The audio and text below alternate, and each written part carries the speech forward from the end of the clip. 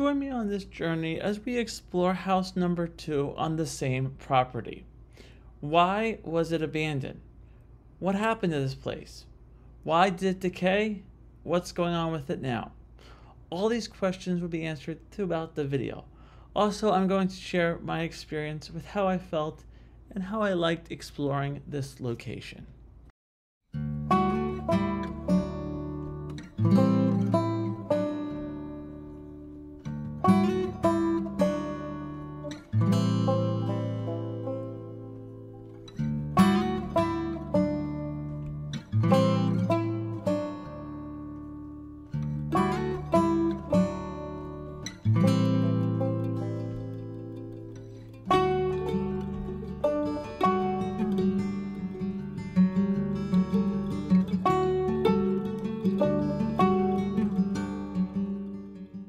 In this section, I'm going to talk about the history of this location.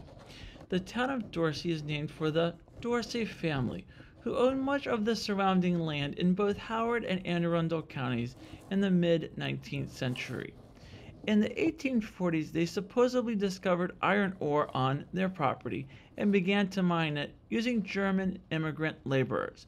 The mining iron ore was sent to the Dorsey furnace and forged by rail, but the operation didn't last long as deposits were quickly. Many of the German miners got new jobs with the B&O and settled permanently in Dorsey. In some cases, their descendants stayed on in the town well into the 20th century.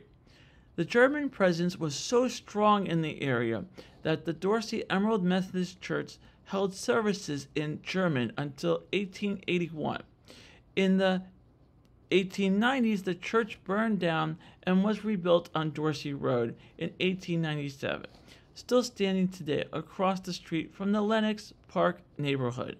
It seems likely that the homes of these German laborers and the heart of the town of Dorsey was across the railroad in Anne Arundel County, but Anne Arundel County maps were not available, so it was not quite possible to confirm how large the settlement of Dorsey was in the late 19th century. In 1872, the Wesley Grove Camp Meeting was formally established along the Washington Turnpike northwest of Dorsey. The site had been used for religious camp meetings throughout the 19th century, but the Wesley Grove group made the site a more permanent and luxurious destination throughout the construction of a hotel and other buildings. Visitors could also rent multi-room tents erected on wood platforms for weeks at a time, and the scene was more a social than a religious gathering. The destination was popular in the summer for city dwellers, feeding the heart of the city for the county air of Dorsey. Visitors would take the train to Dorsey Station, and they could either walk up the road or take a ride on a wagon provided by Wesley Grove up to the hill to a meeting ground. The Dorsey family sold a large chunk of their land on the Howard County side of the railroad tracks to the Lenox Park Real Estate Company.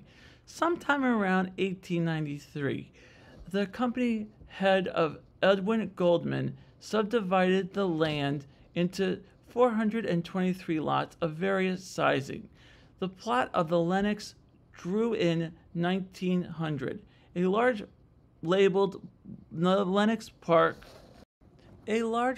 labeled Lenox Park Hotel site, which contained the footprint of a large building.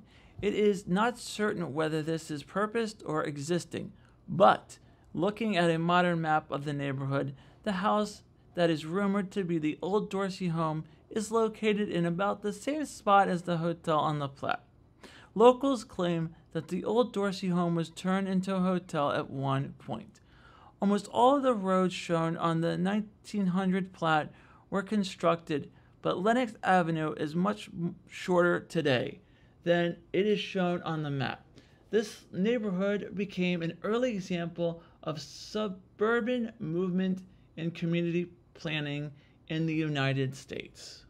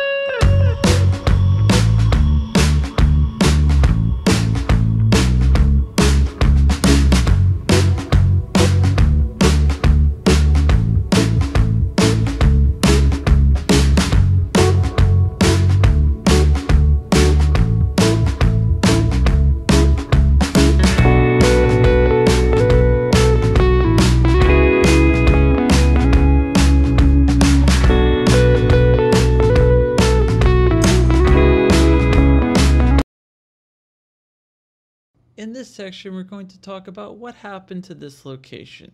The house was built in the 1920s. The property was owned by Mr. Bellicchio. It was sold by his daughter against her father's wishes of not selling it to developers. The back portion of the property is designated as a park.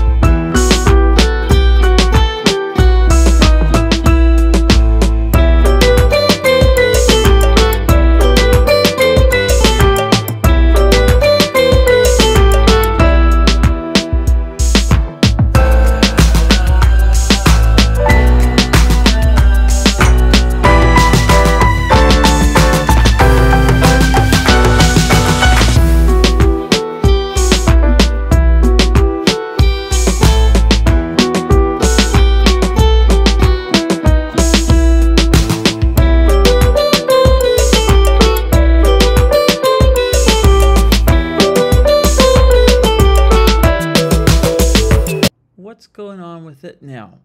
30 rental properties are being built. The community is against all the building. Plans started as single-family homes to now full rental properties, which is also opposed by the community.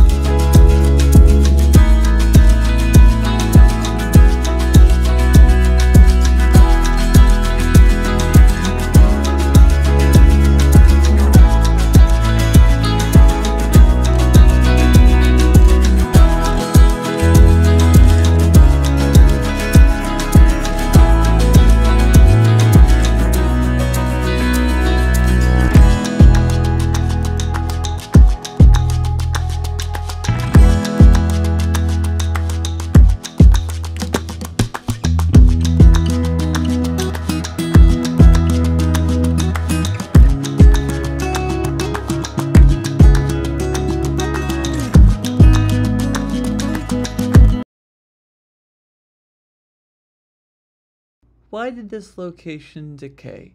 Pretty much it's due to Mother Nature, it's due to animals, and also some homeless people. I didn't see anybody inside when I was exploring, but it probably was a long time ago.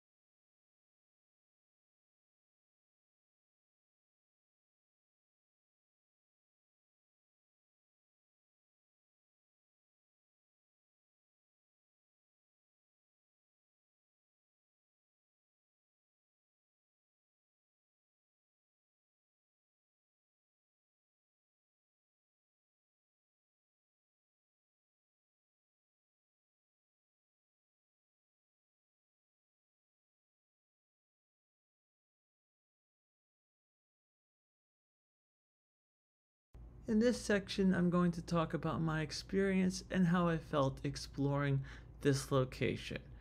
This house is what you call an untouched house. The woodwork in this place was just fantastic. I didn't see very much graffiti. However, it did look like there was some homeless person that was living inside. But this house was very fun to explore. And also, it was extremely nice to be able to talk to the neighbors. I'm really glad I found this location before they decided to tear this place down.